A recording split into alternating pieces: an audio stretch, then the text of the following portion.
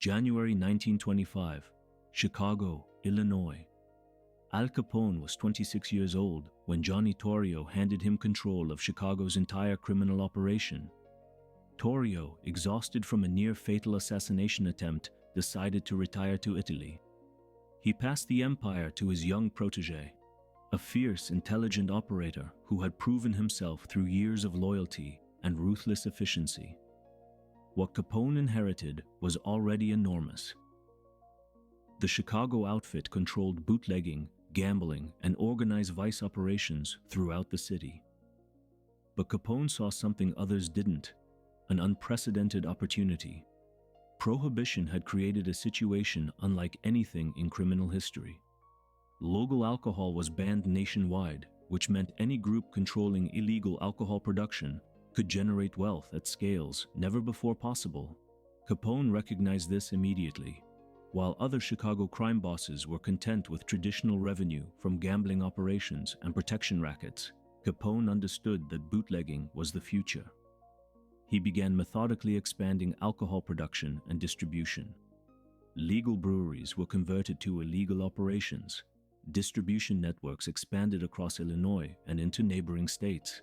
By 1926, just 1 year after taking control, Capone's bootlegging operations were generating approximately $60 million annually, more than all of Big Jim Colosimo's revenue from his entire empire combined. The transformation was remarkable. Capone didn't just inherit an organization, he revolutionized it. He saw the gold mine where predecessors saw only traditional criminal enterprises. Where Colosimo had refused bootlegging opportunities, Capone seized them completely. But Capone made a critical mistake. As his wealth and power grew, so did his confidence.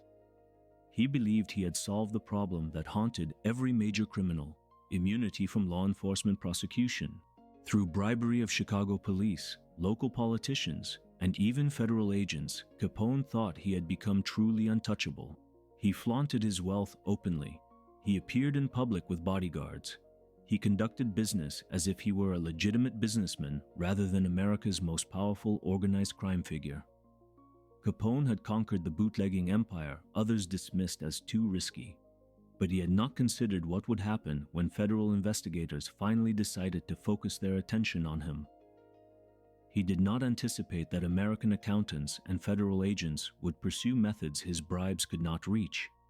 The young criminal who had transformed organized crime through his brilliant vision was about to discover that American institutional competence operated on a scale he had severely underestimated.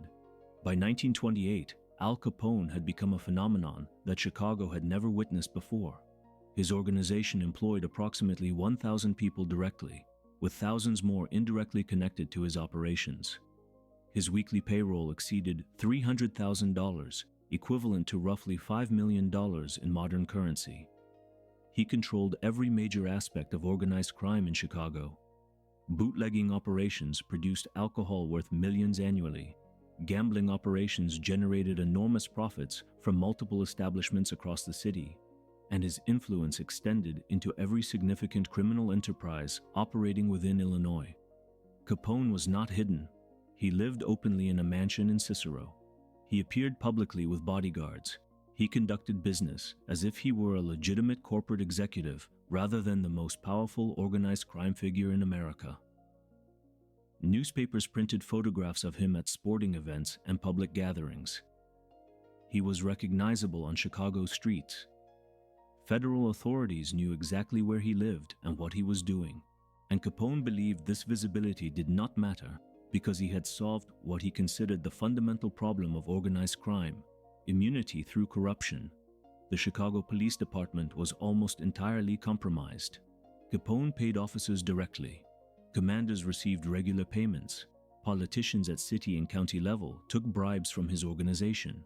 Federal agents themselves were corrupted, accepting payments from Capone's representatives to ignore his operations or warn of incoming investigations. Capone believed this system of corruption was comprehensive enough to protect him from any meaningful prosecution. He had observed other crime leaders and understood the one who had succeeded was the one who could pay for protection. Capone had the money, and believed he had purchased the necessary protection. His confidence grew with each successful month of operations. The organization was generating wealth at unprecedented rates. Prohibition had created exactly the opportunity that Capone had recognized when he first took control from Johnny Torrio. Illegal alcohol produced under his supervision was selling for enormous profits because it was the only alcohol legally available in the United States. The demand was unlimited. The customer base was the entire American population. The margins were extraordinary. Capone flaunted this wealth openly. He wore expensive suits, tailored in New York. He drove luxury automobiles. He displayed jewelry worth thousands of dollars. He conducted business in publicly visible locations. When asked about his wealth, he made statements that demonstrated his contempt for law enforcement. "They can't collect legal taxes from illegal money," he supposedly remarked, expressing his belief that the income from criminal enterprises was categorically outside the reach of tax law. This statement, whether apocryphal or actual, expressed Capone's fundamental misunderstanding of American federal law. He believed that criminal income was not subject to taxation because it was criminal in nature. He did not understand that the Supreme Court had already ruled in United States v. Sullivan in 1927 that income from illegal sources was subject to federal income tax just as legitimate income was. This meant that Capone's enormous wealth, regardless of its criminal origins, created a tax obligation that he could not escape through corruption of local police or politicians. What Capone did not know was that federal authorities were beginning to focus on him with unprecedented intensity. In 1929, President Herbert Hoover authorized a special investigation into Capone's operations.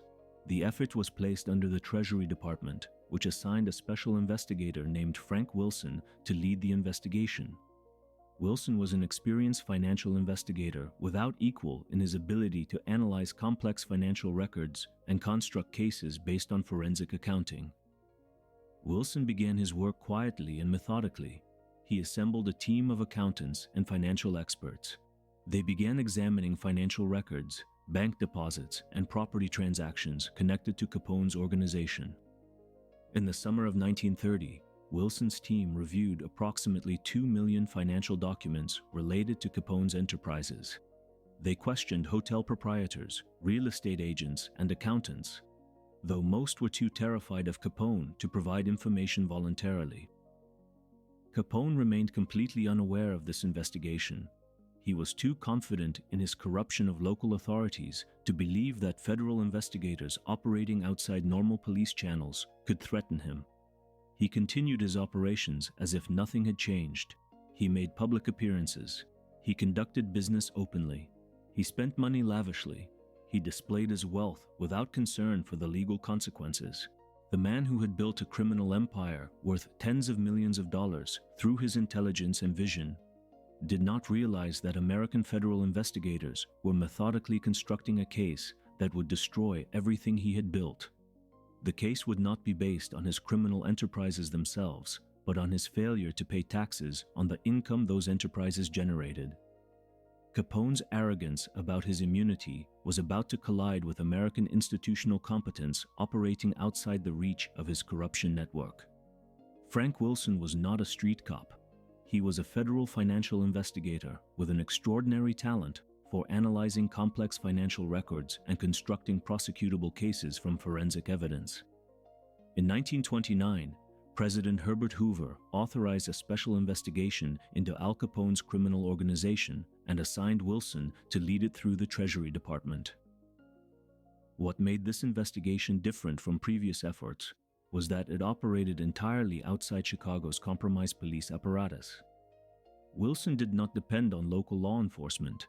He did not work with officers who had been bribed by Capone. He operated independently with federal authority and resources that Capone's money could not reach. Wilson assembled a team of experienced accountants and financial experts. Beginning in the summer of 1930, they commenced an exhaustive examination of financial records connected to Capone's enterprises. They reviewed approximately 2 million documents, bank statements, property transfers, hotel records, purchase receipts, anything that might provide evidence of Capone's income and his failure to pay taxes on that income. They questioned hotel proprietors, real estate agents, property managers, and jewelry dealers. Most were terrified of Capone and reluctant to cooperate, but Wilson's team worked methodically through months of investigation, gradually assembling a comprehensive picture of Capone's financial operations. The critical breakthrough came unexpectedly. In late 1930, Capone's brother Ralph was indicted and convicted of income tax evasion. Ralph spent 18 months in prison following a 2-week trial. When Capone witnessed his brother's conviction, he became concerned about his own legal vulnerability. He instructed his lawyers to regularize his tax position and attempt to negotiate with federal authorities. Although his lawyers ultimately failed to accomplish this objective, they made a catastrophic mistake in the process. When communicating with federal prosecutors about Capone's willingness to pay back taxes, they made crucial admissions about his income. In a letter to federal authorities, Capone's legal representatives conceded that his income for 1928 and 1929 was at least $100,000 per year, an enormous sum that he had paid no tax on whatsoever. This single letter gave federal prosecutors devastating evidence without requiring them to prove anything through investigation. Capone's own lawyers had admitted his substantial taxable income for multiple years. The government now had written documentation from Capone's representatives acknowledging income that constituted the foundation of tax evasion charges. On March 13, 1931, Capone was indicted for income tax evasion relating to the year 1924. This initial indictment was followed by a far more comprehensive charge. On June 5, 1931, a federal grand jury indicted Capone on 22 counts of income tax evasion covering the years 1925 through 1929. The government alleged that during this 5-year period, Capone had earned total income of $1,038.60 and evaded taxes on $215,000 of that income. He was released on $50,000 bail while awaiting trial. Capone remained confident in his ability to negotiate his way out of the prosecution. He believed that federal authorities, like local police and politicians, would ultimately accept a reasonable negotiation. His lawyers approached federal prosecutors and proposed a plea bargain. Capone would plead guilty to income tax evasion charges in exchange for a 2.5-year prison sentence. With good behavior, he would serve even less time. This seemed reasonable to many observers. Capone was offering to accept imprisonment rather than face trial with uncertain outcomes. But federal judge James Wilkerson rejected the plea bargain. Wilkerson was not interested in negotiation. When Capone's attorneys presented the proposed arrangement, Wilkerson stated coldly, "It is time for somebody to impress upon the defendant that it is utterly impossible to bargain with a federal court."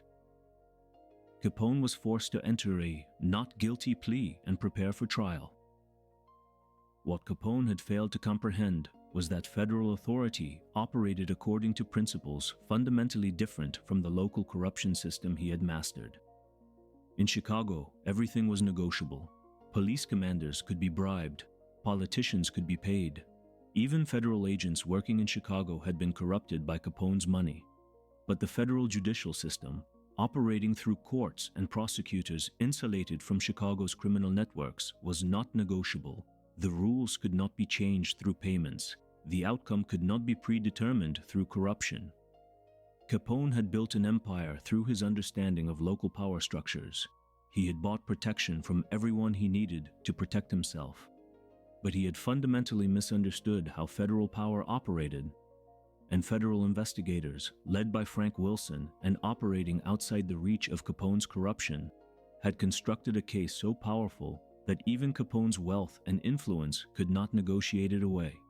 For the first time in his criminal career, Al Capone was facing American institutional authority that his money could not compromise. The trial of Al Capone began on October 6, 1931, in the Chicago Federal Building under Judge James Wilkerson's supervision.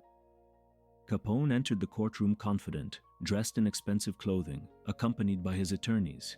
He believed that even though the federal court system had proven more difficult to navigate than Chicago's compromised local institutions, His wealth and influence would ultimately provide protection. He was about to discover how profoundly wrong this assumption was. The first dramatic moment occurred before the trial formally began. Federal Special Agent Frank Wilson had informed Judge Wilkerson of credible intelligence that Capone's organization had attempted to bribe members of the original jury pool. Without publicly explaining his reasons, Judge Wilkerson took an extraordinary step. He dismissed the original jury pool and switched to an alternate jury pool from a different courtroom location, preventing Capone's associates from successfully corrupting the jurors. For the first time in his criminal career, Capone could not buy his way to a favorable outcome. The men who would decide his fate were beyond the reach of his money. Prosecutor George E. Johnson presented a methodical, devastating case. He called witness after witness to the stand.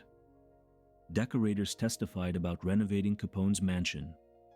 Contractors described construction work on his properties.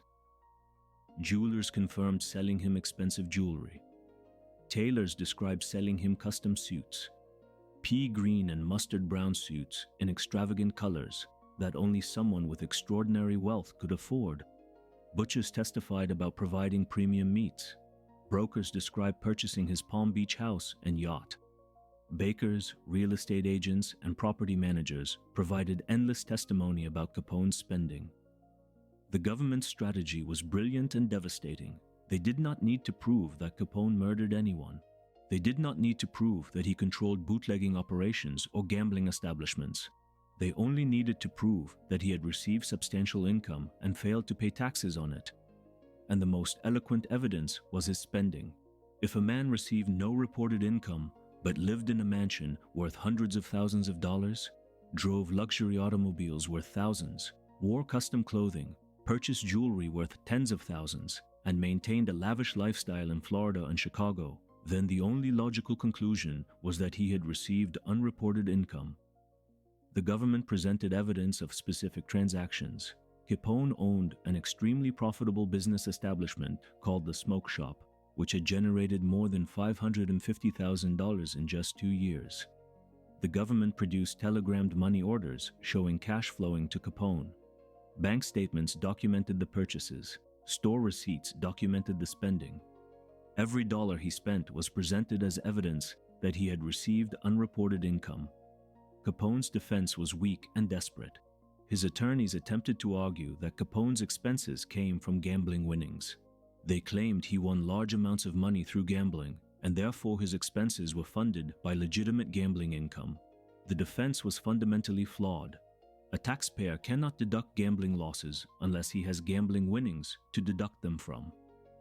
Even if Capone's claim were true, which nobody believed, it would not have answered the fundamental question: where did the money come from to pay the massive expenses? Capone's chief defense attorney, Michael Ahern, made a closing statement that was almost comical in its weakness. He concluded, "The evidence in this case shows only one thing against Capone, that he was a spendthrift." Being a spendthrift was not the issue. The issue was that a man with no reported income had spent hundreds of thousands of dollars, which meant he had unreported income that was subject to federal taxation. On October 17, 1931, after less than 3 hours of deliberation, the jury returned its verdict: guilty. Capone was found guilty on 5 counts of tax evasion for years 1925 through 1927, and guilty of failing to file tax returns for years 1928 and 1929.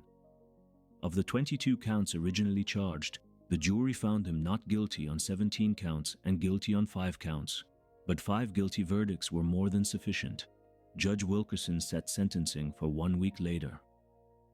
On October 24, 1931, Capone stood before the judge to receive his sentence. Wilkerson imposed sentences totaling 11 years in federal prison, the longest sentence ever imposed against a tax evader to that date. Capone was also fined $50,000 plus $30,000 in court costs and held liable for $215,000 in back taxes plus interest. The total financial penalty was unprecedented. Al Capone, the man who had built a criminal empire worth hundreds of millions of dollars, who had ordered 500 murders, and ruled Chicago through violence and corruption, was defeated not by a rival gang or by local police, but by federal accountants, financial investigators, and a federal judge who could not be bribed or intimidated. The man who had mocked American law enforcement, who had declared that they could not collect legal taxes from illegal money, was now facing 11 years in prison for doing exactly what he had claimed was impossible to prosecute. The message was clear and devastating. In America, federal institutional authority operated according to rules that could not be negotiated or corrupted, and criminal arrogance would ultimately collide with American federal power. In May 1932, Al Capone arrived at Atlanta, United States Penitentiary to begin serving his 11-year sentence. The man who had ruled Chicago through violence and corruption was now prisoner number 42886, stripped of his power, his money, and his influence. For the first time in his adult life, Capone was subject to authority that he could not bribe, negotiate with, or intimidate. The federal penitentiary system operated according to rules established by statute and regulation, not according to arrangements made through payments or threats. Upon his arrival at Atlanta, Capone underwent a standard medical examination. The examination revealed what would become the defining aspect of his imprisonment. He was diagnosed with untreated syphilis, contracted years earlier. Capone had ignored the infection for so long that it had progressed to an advanced stage where it began affecting his nervous system and his brain. In the confined conditions of federal prison, without access to proper medical treatment and without the ability to maintain his physical health through the luxuries he had previously enjoyed, the disease began progressively destroying his cognitive functions. While Capone served his prison sentence, his criminal organization began to deteriorate. He could not run his operations from prison. Orders could not be executed with the same precision or authority when they came from behind prison walls, rather than from the boss himself. His lieutenants, Frank Nitti and others, attempted to maintain the organization, but without Capone's direct leadership and without his ability to command absolute loyalty, the operation fragmented. The bootlegging profits that had sustained the organization began to decline. Prohibition itself was repealed in December 1933, which eliminated the fundamental source of the organization's wealth. Illegal alcohol was no longer illegal alcohol. It could be purchased legally, which destroyed the extraordinary profit margins that had made bootlegging so profitable. By 1934, federal authorities determined that Capone's presence in Atlanta presented security concerns. He remained too influential, and other inmates were allegedly showing him excessive deference. Prison administrators decided to transfer him to a new federal facility specifically designed to hold the most dangerous and influential prisoners. In August 1934, Capone was transferred to Alcatraz Federal Penitentiary, located on an island in San Francisco Bay. Alcatraz was designed to be inescapable and to prevent prisoners from maintaining external control of criminal organizations. Capone was assigned to a cell measuring approximately 9 by 5 feet. He spent his days confined, isolated, unable to exercise influence over anything. The progression of his syphilis accelerated in prison.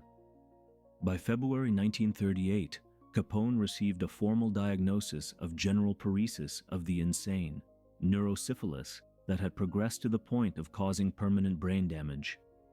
His mental faculties deteriorated steadily. Prison records document his increasing confusion and disorientation. By 1938, he could barely comprehend what was happening around him. He spent his final year at Alcatraz in the prison hospital section, confused and unable to engage in coherent conversation. The symbolic power of Capone's imprisonment extended far beyond the man himself. His conviction on income tax evasion charges established a legal precedent that would transform American law enforcement. Federal prosecutors discovered that they did not need to prove a criminal's violent crimes or even his direct involvement in criminal enterprises.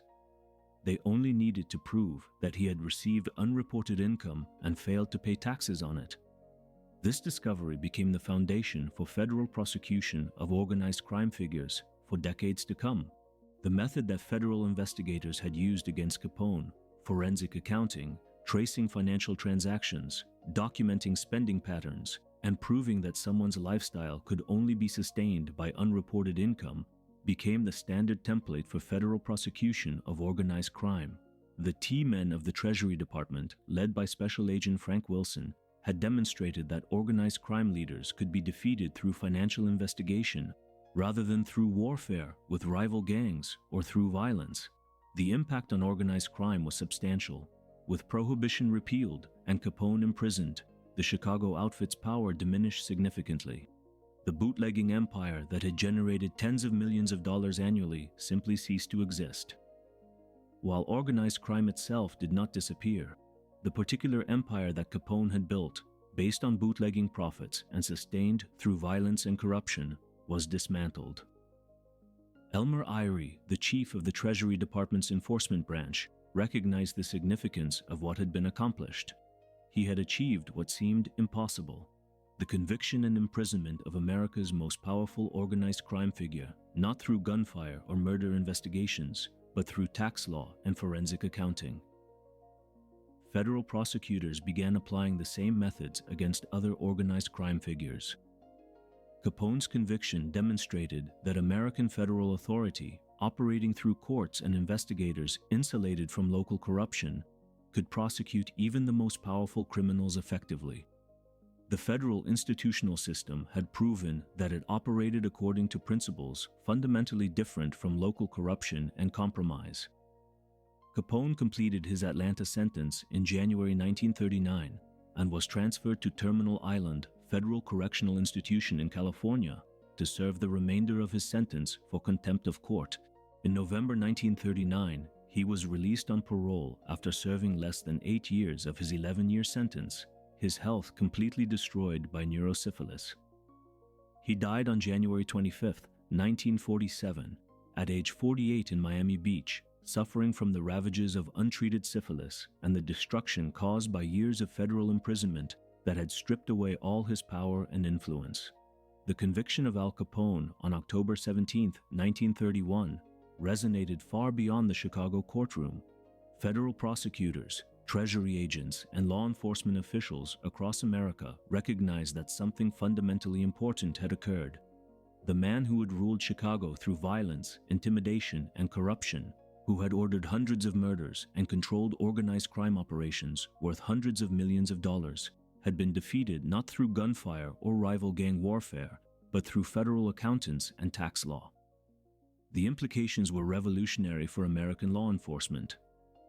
Special Agent Frank Wilson and Elmer Eyre, the chief of the Treasury Department's enforcement branch, understood that they had discovered a method that could be applied to any organized crime figure. The method did not require proving the specific criminal enterprises. It did not require solving murder cases or infiltrating criminal organizations. It simply required proving that someone had received substantial income and failed to pay taxes on it.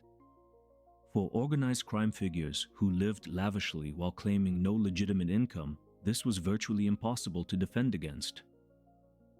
The United States Supreme Court had previously established in United States v. Sullivan that income from illegal sources was subject to federal taxation.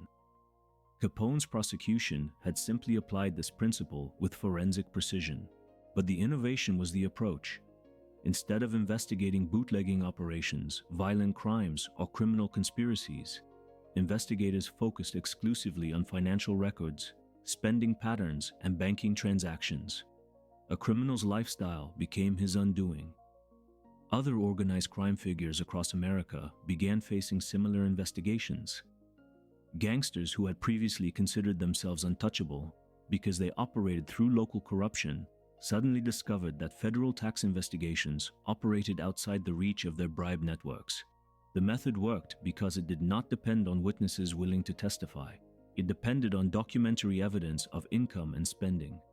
Even if a criminal owned every police officer and politician in his city, he could not prevent a federal accountant from reviewing bank statements and property records. In Chicago itself, with Capone imprisoned and Prohibition approaching repeal, organized crime began to transform. The bootlegging empire that had generated tens of millions of dollars annually became obsolete when alcohol was legalized. Capone's criminal organization, the Chicago Outfit, continued to exist, but its primary revenue source disappeared.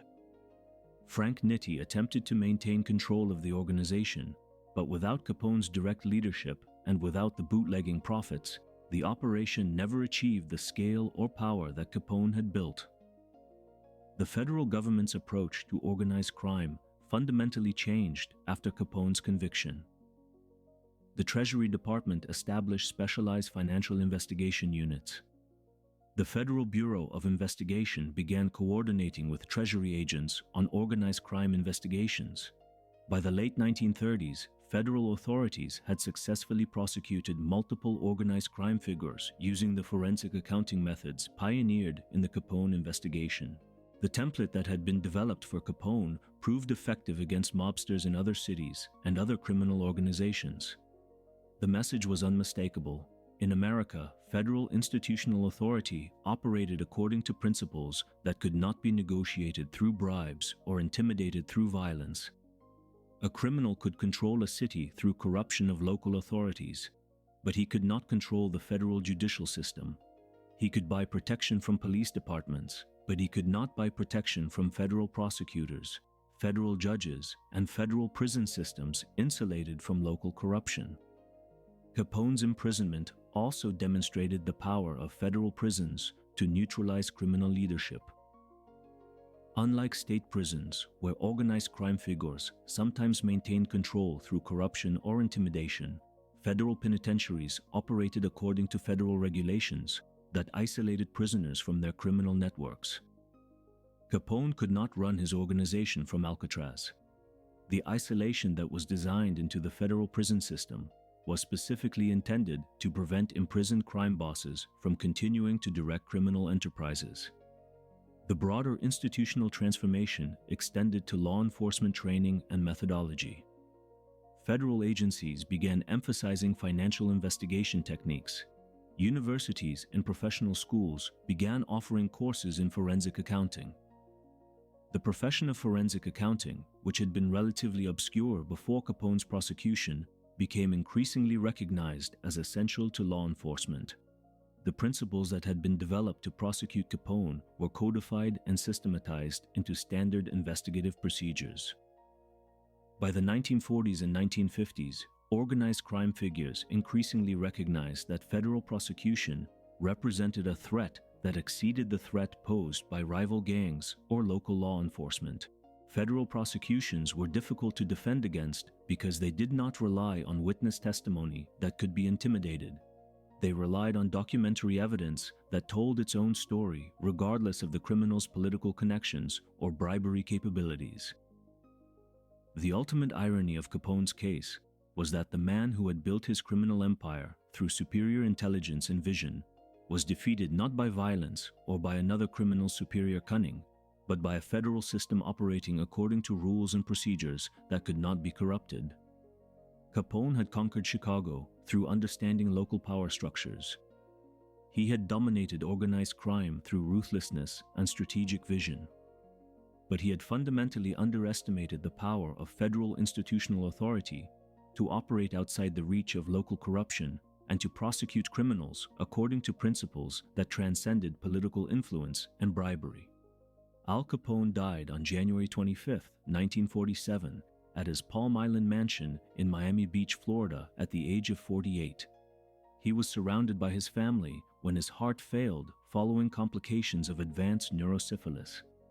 The man who had ruled Chicago through violence and corruption, who had built a criminal empire worth hundreds of millions of dollars, who had ordered 500 murders and controlled organized crime across multiple states, died not from a rival's bullet or a competitor's ambush, but from disease that had been progressively destroying his brain for years, while he was imprisoned in the federal penitentiary system he could not corrupt. The irony was profound and complete.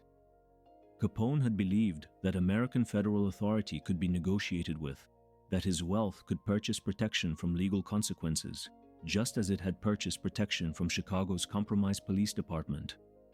He had discovered that federal institutions operated according to principles fundamentally different from local corruption. Federal courts could not be bribed. Federal prosecutors could not be intimidated. Federal prisons could not be run through the crime boss, and federal law, in the form of tax evasion statutes, could not be negotiated away through payments. In 1946, just 1 year before his death, a federal physician and a Baltimore psychiatrist jointly examined Capone and concluded that his mental faculties had deteriorated to the level of a 12-year-old child. The man who had been a criminal genius capable of building a sophisticated criminal organization was now intellectually equivalent to a pre-adolescent. Neurosyphilis had progressively destroyed the neural connections in his brain. He spent his final years confused, disoriented, occasionally lucid, but mostly lost in a fog of advancing dementia.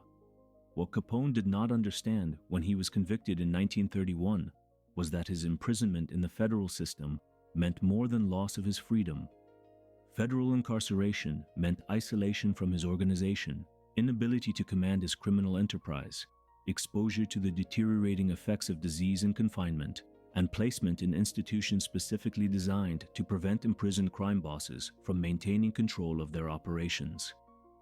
Unlike state prisons, where organized crime figures sometimes sustained their power through corruption and intimidation, federal penitentiaries operated according to federal rules that transcended local criminal networks. The progression of Capone's syphilis in federal prison accelerated dramatically. By 1938, only 7 years into his sentence, he had been formally diagnosed with general paresis of the insane, neurosyphilis that had progressed to the point of causing permanent brain damage. He was transferred to a psychiatric hospital after his release in 1939. By 1942, when mass production of penicillin began in the United States, Capone was among the first American patients to receive the new antibiotic. But penicillin, administered years too late, could only slow the disease's progression. It could not reverse the permanent destruction of his brain tissue. The man who had told associates that organized crime was bigger than U.S. Steel spent his final years at his Florida mansion with his wife and grandchildren, his mind essentially destroyed, his influence non-existent, his empire dismantled. The federal conviction had accomplished what no rival gang could have accomplished: the complete destruction of Al Capone as a force in organized crime. The lesson of Capone's case extended far beyond the man himself. His conviction and imprisonment established a model that would transform American law enforcement for decades to come. Federal prosecutors recognized that they could defeat organized crime figures through financial investigation and tax law. Organized crime leaders recognized that federal authority could not be negotiated with or corrupted in the way that local institutions could be. The template that had been developed to prosecute Capone became the standard approach for federal prosecution of organized crime. Subsequent investigations of mob figures in Chicago, New York, Las Vegas, and other cities employed the same forensic accounting methods that Frank Wilson had pioneered. The financial investigation approach proved more effective than traditional organized crime investigations because it did not depend on witnesses willing to risk death by testifying. It depended on documentary evidence. Capone's legacy became a dual one. He had revolutionized organized crime through his intelligence and vision, demonstrating that bootlegging during Prohibition could generate extraordinary wealth. He had proven that a sophisticated criminal organization could dominate a major American city through corruption and violence. But his conviction and imprisonment equally demonstrated that American federal institutions, operating outside the reach of local corruption, could prosecute and imprison even the most powerful organized crime figures. The criminal who had mocked federal law enforcement and believed himself untouchable had been utterly destroyed by forces he could not comprehend or negotiate with. Federal institutions had proven that they operated according to principles that transcended bribery and political influence. In America, the rule of law, when enforced through federal authority insulated from local corruption, proved more powerful than criminal arrogance, wealth, or violence. Capone died with his mind destroyed by disease, his empire dismantled, his influence non-existent. The lesson was unmistakable for every subsequent organized crime figure. American federal power would not negotiate. could not be corrupted and would ultimately defeat criminal enterprise regardless of its sophistication or scale.